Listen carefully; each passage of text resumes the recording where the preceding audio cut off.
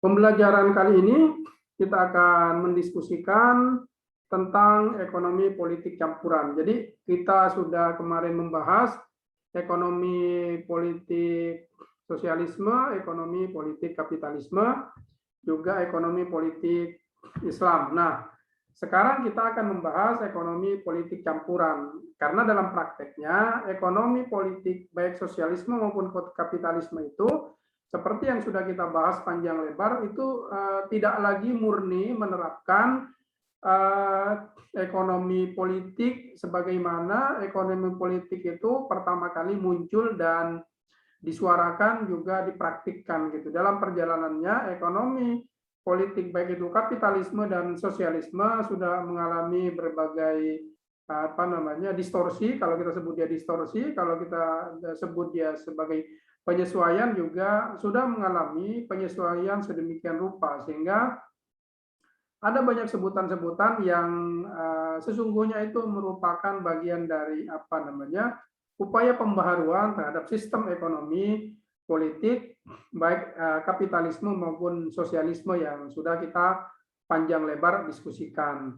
Nah, begitu pula di dalam perjalanannya tidak hanya terjadi perubahan pada ekonomi politik kapitalisme maupun ekonomi politik sosialisme, tetapi ada semacam seperti ada kawin campur gitu, ada perkawinan silang antara kapitalisme dan sosialisme. Ada gejala itu yang dipraktikkan oleh beberapa negara di dunia, entah ini bagian dari upaya mereka untuk mendapatkan sesuatu yang terbaik dari kehidupan ekonomi dan politiknya, atau entah itu bagian dari semacam hipotesis-hipotesis yang dicoba untuk dikombinasikan.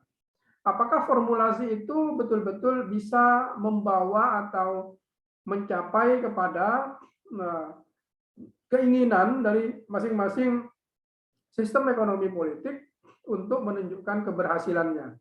Nah, kita akan lihat nanti bagaimana upaya-upaya itu dilakukan dan seberapa jauh atau seberapa besar dampaknya atau bagaimana hasil dari sistem ekonomi politik campuran itu yang sudah dipraktekkan di beberapa negara di dunia. Yang pertama adalah saya ingin menjelaskan latar belakangnya bahwa runtuhnya Uni Soviet pada tahun 1991 menjadi satu ujian bagi ekonomi politik sosialisme yang sebelumnya sudah dipraktikkan di dalam kehidupan terutama oleh negara-negara Uni Soviet dan beberapa negara-negara lain yang memiliki pemikiran yang sama berkaitan dengan ekonomi politik sosialisme itu. Jadi sosialisme dengan berbagai pengembangan, modifikasi dan sebutan-sebutannya itu kemudian dipraktekkan di berbagai negara di bawah misalnya semacam komando besar dari Uni Soviet sebagai satu negara yang memiliki wilayah kekuasaan terbesar di dunia pada saat itu Soviet. Jadi pada saat Soviet itu menerapkan sosialisme, pada saat yang sama di bawah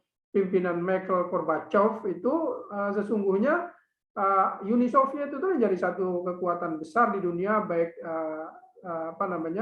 berkaitan dengan luas wilayahnya, kemudian berkaitan dengan aliansi beberapa negara yang itu bergabung kepada Soviet atau blok Soviet atau disebut dengan blok komunis. Di antara negara-negara itu misalnya Kuba di bawah Fidel Castro seperti yang ditulis oleh Michael Neyman yang berjudul Sosialisme. Bukunya itu silakan saudara coba baca cari di Google buku atau di Google Scholar, silakan dibaca. Sosialisme judulnya, ditulis oleh Michael Neyman. Dia bicara sosialisme secara panjang lebar dan memetakan negara-negara mana yang memiliki afiliasi kepada negara yang bercorak ekonomi politiknya sosialisme. Nah, saat itu Uni Soviet itu juga menjadi pusat kekuatan aliansi blok non barat gitu ya, blok komunis disebutnya gitu, yang secara ekonomi politik ya sesungguhnya mengambil sistem ekonomi politik sosialisme, lebih kepada sosialisme gitu. Meskipun ada yang menyebutnya dengan komunisme, kemudian di Soviet itu berubah menjadi Leninisme dan Stalinisme, dan seterusnya dan seterusnya. Jadi ada yang melatar belakangi lahirnya ekonomi politik campuran tadi itu, campuran antara apa? Antara sosialisme dan kapitalisme. Jadi pertama adalah runtuhnya sosialisme sebagaimana yang dipraktekkan oleh Uni Soviet dan runtuhnya Soviet sebagai salah satu kekuatan terbesar di dunia selain Amerika dan afiliasinya. Yang kedua adalah ambruknya perekonomian di Amerika Serikat, baik pada tahun 1929 dan tahun 2008 yang dikenal dengan Lehman Brothers Case gitu. Jadi persoalan keuangan di perusahaan besar Lehman Brothers di Amerika Serikat yang kemudian berdampak kepada persoalan keuangan Amerika dan persoalan keuangan di dunia, yang bisa dideklarasikan bahwa pada saat itu Amerika itu menerapkan sistem ekonomi politik kapitalisme, tetapi pada saat sedang berada di tengah kejayaan kapitalisme, ekonomi Amerika itu mengalami mengalami keruntuhan gitu, dengan peristiwa Lehman Brothers dan beberapa peristiwa krisis ekonomi, krisis keuangan yang berdampak kepada krisis ekonomi di Amerika Serikat. Dan ini adalah menjadi satu semacam semacam ujian bagi kapitalisme yang sudah begitu lama eksis diterapkan di Amerika Serikat. Ternyata dalam bahasa yang lain, kapitalisme yang diagung-agungkan di Amerika Serikat itu ternyata juga tidak mampu menahan krisis keuangan yang berdampak kepada krisis ekonomi di Amerika Serikat. Makanya kemudian ini yang menjadi semacam starting point bagi banyak kalangan yang selama ini menganggap bahwa kapitalisme itu bukanlah sistem ekonomi politik yang kuat sekali. Dengan adanya peristiwa krisis keuangan dan krisis ekonomi di Amerika Serikat pada tahun 1929 maupun tahun 2008. Itu adalah latar belakang dari adanya atau kelahirannya ekonomi politik campuran antara kapitalisme dan sosialisme atau sosialisme dan kapitalisme. Inilah yang dimaksud dengan ekonomi politik campuran tadi itu, yaitu ekonomi politik yang tidak murni lagi, yang menerapkan pemikiran-pemikiran pada satu sistem ekonomi politik. Apakah itu ekonomi politik kapitalisme yang murni atau ekonomi politik sosialisme yang murni? Jadi tidak ada lagi istilah pure kapitalisme atau pure sosialisme, tetapi kemudian ada berbagai modifikasi dan perubahan-perubahan di antara dua sistem ekonomi politik yang pernah besar di dunia itu. Yang kedua adalah bahwa ada upaya yang berkebalikan dengan ekonomi politik kapitalisme dan sosialisme tadi itu, yaitu upaya untuk menggabungkan dua ekonomi politik tersebut yang bisa berjalan dalam keseluruhan atau pada sebagian aspek-aspek dari sistem ekonomi politik tersebut. Ada sebagiannya yang diambil dari sistem ekonomi politik kapitalisme, ada yang sebagian ekonomi politik sosialisme, ada yang sebagian sistem politiknya yang sosialisme kemudian digabungkan dengan sistem ekonomi kapitalisme. Jadi ada banyak percampuran, upaya mencampur itu yang satu sama lain itu modelnya tidak sama. Ada pula sistem yang politiknya kapitalisme digabungkan dengan sistem ekonomi yang basisnya adalah sosialisme. Jadi saudara-saudara nanti bisa kembangkan topik ini dalam bentuk penelitian, dalam bentuk kajian, dalam bentuk bacaan-bacaan, dalam bentuk diskusi, maupun dalam bentuk pembuatan paper yang bisa saudara floorkan di dalam diskusi-diskusi. Jadi maksud saya begini, kawan-kawan mahasiswa, terutama di era daring ini sangat mudah sekali untuk terlibat dalam diskusi baik level nasional maupun internasional dengan berbagai ahli maupun pakar. Silahkan buat kajian-kajian dalam bentuk misalnya studi literatur, studi kepustakaan, penelusuran dokumen, yang itu saudara nanti kirim ke panitia konferensi maupun panitia seminar nasional maupun internasional. Saudara cobalah pikiran-pikiran saudara terhadap berbagai persoalan yang itu dilakukan dengan dengan cara ilmiah dan menggunakan metode-metode yang sesuai dengan karya tulis ilmiah gitu. Jadi tidak hanya misalnya sebagai mahasiswa itu duduk saja menunggu waktu perkuliahan kemudian hanya mendengarkan penjelasan dosen. Kalau model mahasiswa begini, yakinlah saudara tidak akan bisa berkembang, karena perkembangan orang belajar itu didorong terutama oleh dirinya sendiri, keaktifan dirinya, bukan hanya karena ada jadwal dari dari kampus untuk kuliah kemudian hadir di perkuliahan secara daring, enggak. Jadi mahasiswa itu harus terlibat dalam konteks-konteks begini gitu, hadir, karena era era pandemi ini untuk mengikuti kegiatan seperti itu sangat mudah gitu ya.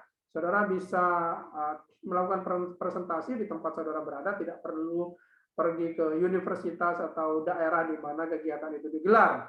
Secara Zoom semuanya bisa dilaksanakan secara mudah, gampang, bahkan kemudian gratis. Jadi ketika saudara mendapati bacaan, kemudian fenomena dan seterusnya, saudara analisis menggunakan metode-metode ilmiah, ditulis dengan kaidah-kaidah ilmiah, saudara bisa presentasikan itu dalam forum-forum ilmiah, baik yang level nasional maupun internasional. Jadi itu harapan saya saudara-saudara kepada para mahasiswa, tidak hanya menunggu jadwal kuliah, habis itu UTS, UAS, habis itu terus gitu siklusnya. Tidak ada dinamika dan tantangan yang membuat dia bisa berkembang secara cepat, tumbuh sebagai intelektual muda. Gitu loh teman-teman.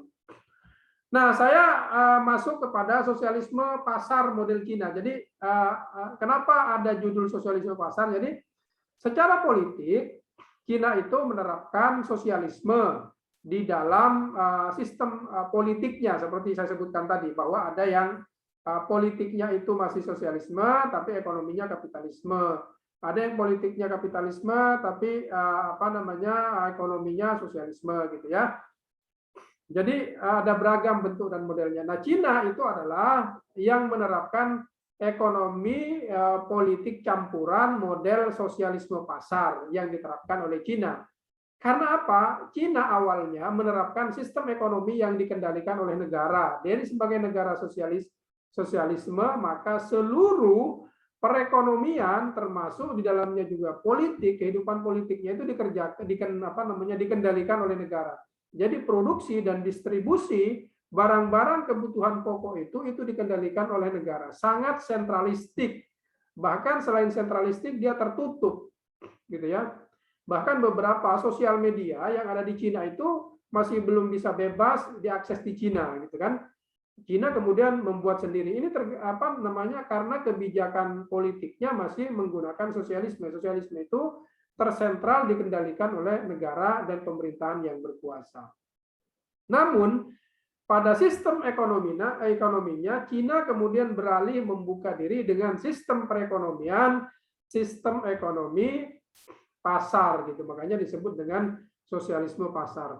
Hal tersebut ditandai dengan pemerintah Cina yang terbuka dan menerima kehadiran investor, termasuk investor asing. Seperti yang pernah ramai dibahas di Indonesia itu, salah satu investasi asing yang diterima oleh Cina adalah investasi dari pemerintah atau Raja Arab Saudi, yang disebutkan bahwa investasi Raja Arab Saudi, Raja Salman itu untuk Cina itu lebih besar daripada investasi yang diberikan kepada Indonesia atau yang dilaksanakan di Indonesia. Bahkan Cina kemudian masuk dalam kancah perekonomian internasional. Jadi setelah membuka diri, Cina kemudian terjadi internasionalisasi pada sistem perekonomiannya. Banyak perusahaan-perusahaan raksasa yang kemudian masuk ke Cina dan beroperasi di Cina, dan terjadi industri besar-besaran di Cina yang kemudian membuat ekonomi di Cina itu tumbuh besar menyaingi ekonomi Amerika yang kita kenal dengan negara yang menerapkan sistem ekonomi politik kapitalisme. Reformasi dan perubahan kebijakan juga orientasi ekonomi yang dilakukan Cina sudah mulai berlangsung sejak tahun 1980. Jadi perubahan Cina itu terjadi kira-kira pada tahun 1980-an, didorong oleh banyak intelektual mudanya yang dilibatkan oleh negara untuk merubah sistem perekonomian Cina sampai kemudian sekarang dipimpin oleh pemimpinnya yang bernama Xi Jinping gitu ya. Salah satu tokoh yang berani juga untuk keluar dari sistem ekonomi yang selama ini mereka anut gitu. Perusahaan yang ada di Cina juga terus melakukan ekspansi usaha yang dijalankan. Jadi ada peran swasta yang sudah mulai sedemikian besar di Cina, setelah Cina membuka diri terhadap perekonomian yang kita kenal dengan sosialisme pasar tadi itu. Nah, ini kasus Cina, saudara-saudara. Ada kasus negara-negara lain juga seperti Indonesia. Ini adalah model Indonesia. Coba kita lihat nih. Ini adalah model Indonesia. Model Indonesia itu seperti ini. Nah, konsep negara Indonesia itu adalah sosialisme. Jadi kalau saudara baca Undang-Undang Dasar, baca Pancasila, dan baca aturan-aturan yang ada di dalam Undang-Undang Dasar itu sesungguhnya itu nafasnya hampir sama dengan sosialisme. Jadi orientasinya adalah orientasi komunitas, orientasi kerakyatan. Makanya coba baca Pancasila, kerakyatan yang dipimpin oleh hikmat, kemudian keadilan sosial gitu kan. Tidak ada yang bersifat misalnya individual, persatuan Indonesia gitu kan. Kalaupun ada hanya poin ketuhanan saja. Jadi kalau kita misalnya baca dalam berbagai perspektif dan sudut pandang serta pembahasan bahwa Pancasila itu isinya itu adalah ketuhanan dan kemasyarakatan gitu. Jadi dia berbicara soal kepentingan masyarakat yang harus diperhatikan, yang harus diperjuangkan, dan ada unsur ketuhanannya di dalam pelaksanaannya. Karena itu di masa dulu banyak terjadi perdebatan di antara para tokoh-tokoh, terutama tokoh-tokoh Islam dan tokoh-tokoh lain, tokoh-tokoh yang tidak berorientasi kepada pemikiran Islam itu mengatakan, terutama tokoh-tokoh Islam itu dengan menyebutkan adanya sosialisme Islam gitu dalam konteks bicara keindonesiaan gitu ya. Karena ada pembicaraan tentang komunitas masyarakat dan ada Tuhan di dalam Pancasila itu. Jadi sesungguhnya kalau kita baca secara detail dan dari berbagai perspektif itu, bahwa sesungguhnya Indonesia secara konsep dan secara regulasi, kebijakan, aturan-aturan dan sebagainya itu adalah mirip-mirip dengan sosialisme. Nah, tetapi dalam praktiknya ekonomi Indonesia di masa di akhir Orde Lama, terutama di awal-awal Orde Baru itu kemudian beralih kepada sistem ekonomi kapitalisme, di mana terjadi misalnya pembukaan yang luar biasa terhadap investasi asing. Kemudian adanya banyak perusahaan-perusahaan swasta yang masuk ke yang beroperasi di Indonesia. Kemudian ada pula upaya untuk melakukan privatisasi namanya, untuk menjual perusahaan-perusahaan BUMN. Perusahaan-perusahaan BUMN itu kan selama ini dibuat untuk menjaga kepentingan masyarakat di dalam produksi dan distribusinya berbagai kebutuhan dari ekonomi masyarakat itu. Nah, yang kedua adalah bahwa ada liberalisasi yang bersumber pada kapitalisme itu dalam sektor perdagangan, yang itu terlihat dari misalnya banyaknya impor kebutuhan bahkan sampai kepada kebutuhan pokok bagi warga masyarakat Indonesia, dan dalam kenyataannya itu tidak melindungi bagi kepentingan para petani secara umum, sehingga para petani cenderung dirugikan dengan adanya impor tersebut. Jadi itu adalah bagian dari ekonomi kapitalisme. Nah, bagaimana dengan politiknya? Nah, politiknya itu Indonesia juga menggunakan model ekonomi politik kapitalisme, di mana demokrasi itu sudah diterapkan, dan demokrasi di Indonesia menurut saya sungguh sangat luar biasa liberal. Kenapa? Karena hampir seluruh sistem politik, baik di tingkat pusat, daerah, kabupaten, bahkan ke level desa, itu sudah menggunakan ekonomi sistem politik liberalisme, kapitalisme, yaitu sistem demokrasi itu tadi, di mana setiap orang haknya suaranya sama gitu, antara kepala tokoh agama sama dengan orang yang bukan siapa-siapa, dalam konteks dia bukan tokoh gitu. Itu adalah sistem politik liberalisme yang bersumber pada kapitalisme gitu. Bahkan pemilihan di Indonesia itu tidak ada pemilihan langsung yang terjadi di Indonesia sampai kepada level desa. Coba bayangkan. Level desa. Jadi Amerika, negara terbesar sekalipun, itu tidak ada kepala desanya dipilih oleh rakyat secara langsung. Dia hanya level ke gubernur dan wali kota saja. Di bawahnya tidak ada. Dan pada pemilihan kepala desa, ekonomi politik kapitalisme itu berlangsung dan terjadi, di mana politik uang itu terjadi pada pemilihan kepala desa gitu kan. Jadi ekonomi politik Indonesia itu sudah betul-betul kapitalisme gitu. Meskipun konsepnya undang-undang aturan, bahkan undang-undang dasar yang sampai sekarang juga dipakai itu masih bernafaskan sosialisme gitu. Bahkan sekarang sudah mulai muncul kepada sistem politik demokrasi yang sampai kepada level RT gitu ya. Pemilihan RT itu sudah didemokratisasi gitu. Jadi tidak lagi dipilih oleh kepala desa misalnya, tapi dipilih langsung oleh masyarakat. Jadi itu beberapa hal yang saya sampaikan, saudara-saudara, berkaitan dengan sistem ekonomi politik campuran yang mencampurkan antara ekonomi politik sosialisme dan ekonomi politik kapitalisme. Dalam kasus misalnya dua negara yang saya beri contoh itu adalah satu yang sudah dipraktikkan oleh Cina, dan Cina dalam menerapkan ekonomi politik campuran ini berhasil. Cina saat ini menjadi salah satu kekuatan ekonomi politik dunia yang menyaingi negara superpower Amerika Serikat. Dari jumlah belanja pertahanan negaranya itu sudah mulai lebih besar dari Amerika. Dan memang secara populasi penduduk atau demografi, Cina ini merupakan satu negara terbesar di dunia dengan penduduknya mencapai 1,2 miliar atau lebih gitu. Dan itu adalah terbesar nomor 2 India, nomor 3 terbesar Amerika, baru kemudian Indonesia. Jadi dalam kasus Cina mampu menjadikan potensi besarnya jumlah penduduk dan jumlah wilayahnya dengan ekonomi politik campuran ini menjadi kekuatan baru di dunia. Nah, bagaimana dengan Indonesia yang menerapkan sistem ekonomi politik campurannya? Ternyata Indonesia tidak seberuntung Cina.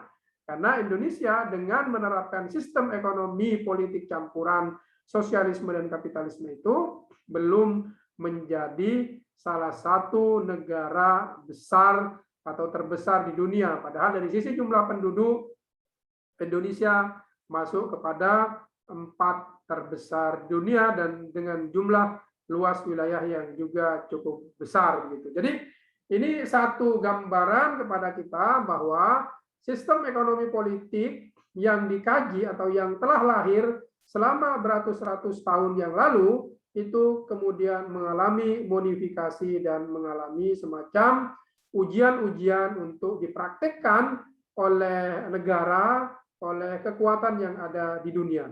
Jadi ini menjadi satu bahan bagi kita bahwa yang sudah mulai berkembang di dunia itu tidak lagi murni sistem ekonomi politik yang selama ini kita kenal, misalnya sosialisme saja, kemudian kapitalisme saja, atau sistem ekonomi politik Islam tapi sekarang sudah mulai ada ekonomi politik campuran. Dan ke depan entah model ekonomi modifikasi, model apa lagi yang akan muncul kita tidak tahu. Dan sekarang menjadi perhatian bagi kita untuk mengkaji, meneliti, melihat, dan melakukan analisis serta penelitian terhadap sistem ekonomi politik yang sekarang sudah masing-masing berjalan dan dipraktikkan oleh kekuatan-kekuatan di dunia. Jadi demikian kawan-kawan materi yang bisa saya sampaikan. Mudah-mudahan ini memberikan satu perspektif bagi kita bahwa sistem ekonomi politik itu semakin berkembang dan dinamis, dan di dalam perjalanannya nanti akan diuji mana yang lebih eksis, mana yang lebih memberi tawaran atau memberi jalan bagi kemakmuran dan peningkatan kesejahteraan masyarakat dunia.